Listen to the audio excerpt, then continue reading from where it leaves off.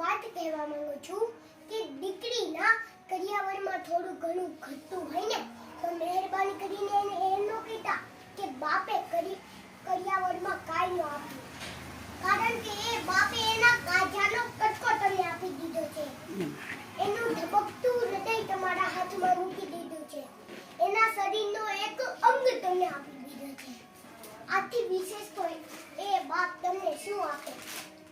અને સાંભળી લેજો, અહીં બેઠેલા હરેક દીકરીના બાપ તમારી દીકરીના ઘરે નજર ઝુકાવીને નહીં પણ નજર ઉઠાવીને જાજો, કારણ કે એ ઘરમાં તમે જે રટણ આપ્યું છે ને એ આ દુનિયામાં કોઈ ન આપી શકે.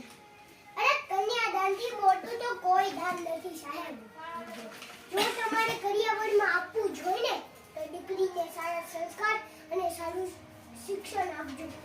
જો તમારી દીકરી આગળ ભણવા માંગે એને ભણવા દેજો સાહેબ. એને એમ ન કહેતા કે બેટા તારે ભણવાની જરૂર છે, અમે તો તારા માટે મોટું ઘર ગોઠવવાના છીએ, મોટા ઘરમાં તને પહોંચાડવાના છીએ. આ બોલતા પહેલા એક વસ્તુ યાદ રાખજો કે આપણે આ દુનિયામાં કાયમ પરમનન્ટ લઈને નથી આપી. પરિવર્તન એ સૃષ્ટિનો નિયમ છે. અને આમ તો આપણા બધાનું જ કહેવું છે ને કે માવતર દઈ છાણીને કરમ લઈ જાય તાણું. ન કરે નારાયણ.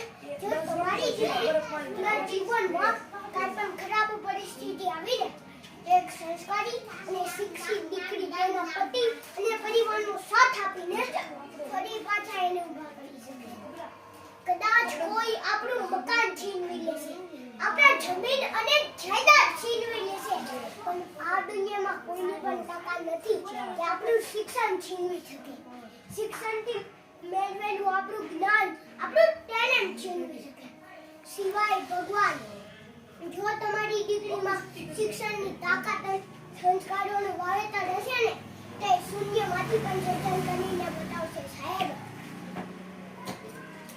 બોલ ફેરા ફેરવી કે તને ઘર લોક આવી દે હો ભાઈ.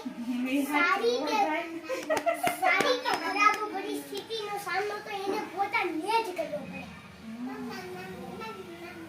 સારી કે ખરાબ પરિસ્થિતિનો સામનો તો એને પોતાને જ કરવો પડે. જનક રાજા પણ તેની દીકરી સીતા જોડે વનમાં નહોતા જઈ શક્યા. સીતા જોડે વનમાં નહોતા જઈ શક્યા.